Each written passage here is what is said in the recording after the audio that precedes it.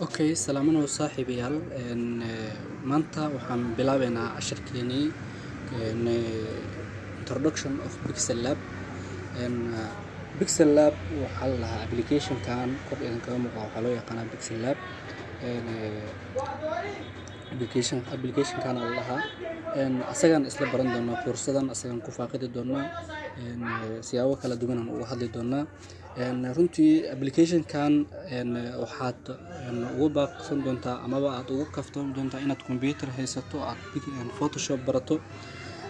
Mobilkaaga ayaad designo qurux badan ku soo saari doontaa. Insha Allah koorsadaan isla dhameysano week 1 week 2 iyo week 3 waaye. Week 1 waxaan ku qaadanayaa introduction of Pixel Lab. waxaan baran doonaa qaybtan kore ee blasta meesha ku qoran ilaa iyo labadaas maaragtay hoose. Qaybta xigta waxaan baran doonaa qaybtan maaragtay hoose ayaan baran doonaa iyo calaamadahan hoos ku qoran ayaan baran doonaa mid mid u baran doonaa. Insha Allah horta maanta Pixel Lab Pixel Lab waa application-kaas runtii offline waaye, wax internet kaaga ma baahna. Waxaa jiro waxyaabo kale oo la soo gashto ayadana qaabka loo soo gashtay iyo koorsada ku baran doonaa farta amal fontiska iyo kalarada iyo waxyaabo badan oo maaragtay la soo gashtaa jiro. Maaragtay marka aad ku sameynaysid designada quruxda badan marka waxaan ku bilaabeynaa calaamadan blasta ayaan ku bilaabi doonaa dhinacaas u sii socon doonaa casharaan u dul istaagi doonaa. Hadda haddaan ku bilaabno calaamadan plastan maaragtay haddii aad soo furto waxay leedahay calaamadan blasta haddaad soo furto waxay leedahay ilaa iyo 5 qodob camal ay leedahay. 5 qodob text, current date iyo sticker, shapes, sidoo kale from jewelry iyo drone.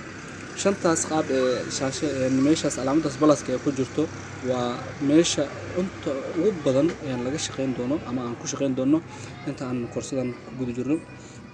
Marka text haddaan ku bilaabno text waa marka aad qoraal soo gashanaysid aad design-ka aad sameynaysid aad qoraal soo gashanaysid waxaa loo yaqaanaa text ayaad dooran doontaa.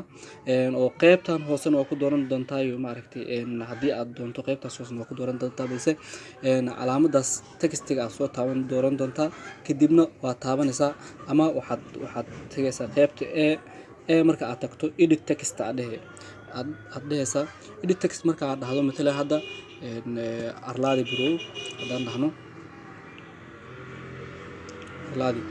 dhahno aan okay dhahno meeshaan fartaad ku weynaysanaysaa ama waa ku yareynaysaa taas maaragtay sidoo kale meeshaan haddaad waa ku gareynaysaa.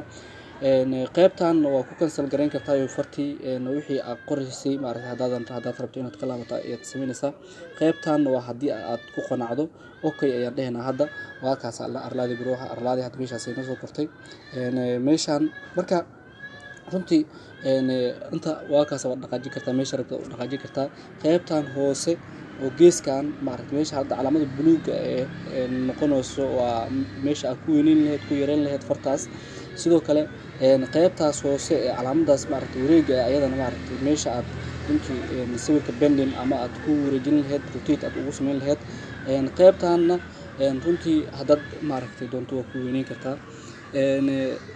marka yacni farta horta qaabkaas loo soo gashtaa design-kaaga farta qaabkaas oo soo gashanaysaa. qaybta labaad haddaan isla tagno hadda مثلا farta waxaa noo dhigtaa qaybtan sare noo dhig. runtii farta yacni marka aad meeshan tagto farta waa iska soo bedeli kartaa. far qurux badan aad soo dooran kartaa. far la soo gashtaa jirto hadda مثلا amarta bold noogu dhig inta qaybtan kor noo saar qaybtaas kor saar.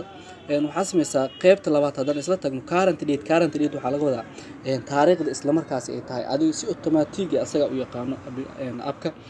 hadda 13 bisha 8aad 2022 asaga si toos kuu soo qabanayo current date-ka matalan marka shahaadooyinka la sameynayo maaragtay aad badan loo baahdaa current date-kan waan isla baran doonaa. sidoo kale waxaan waxaan tagi doonaa qaybta saddexaad oo ah stickerska waxaa la lahaa waxyaabahan la lahaa keegaas iyo ubaxaas iyo okiyaalahaas iyo suulkaas aad ujeedaan waa stickers runtii inta badan lama isticmaali doono balse waxaa laga yaabaa marka aad shahaadooyinka qaar aad sameynaysa inaad u baahato waayo waxaa ku jiro calaamadihii shahaadooyinka loo isticmaali jiray shahaadooyinka kuwa bil sharafkii iyo waxyaabihii ku jiro marka inta badan ma isticmaali doono balse meeshan waxaa ku jiro sheebiska runtii meesha sheebiska ku qoran sheebiskaas runtii waa meesha ugu badan oo aan isticmaali doono sheebis fara badan ku jiro sheebiskaas oo dhan ku jiro waan isticmaali doonaa design-kayna meesha aan inta badan diiradda ku saari doono waa meeshan sheebiskaas ayaan ku baran doonaa runtii si qurux badan sheebis qurux badan waa kusoo saari doonaa sheebiska asagana maaragtay diiradda saari doonaa kulito maalin hal cashar aan maaragtay ku sharxi doonaa qaybtaas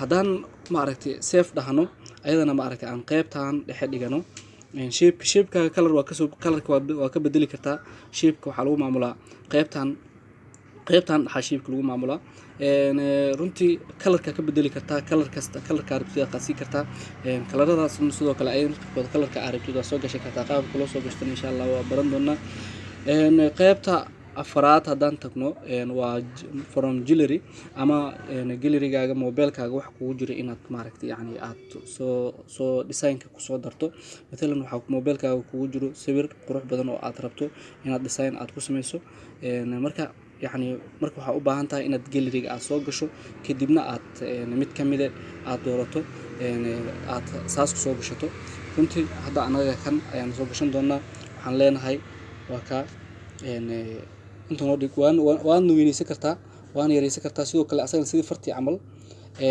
waan wareejin kartaa qaabka rabtida u rogi kartaa marka anaga sawirkan inta noo soo dhig hadda waa bilow xiisada waa xiisada iska horeysay marka qaybta afraad haddaan aadno ayadan sidoo kale waa drawing-ka marka wax la sawirayo sidoo kale ayada waxaa loo baahan doonaa marka saxiixyada iyo xillidaas loo baahan doonaa kalarka rabtid ayaad saxiixaaga ka dhigi kartaa ama waxyaalaha rabtid waa ka ayadana maaragtay marka xiisadeena halkaas ayaan kusoo gabagabeyn doonaa intaan hadda aan sameeyey ayaad soo sameynaysaa exercise-kan maantana waa intaa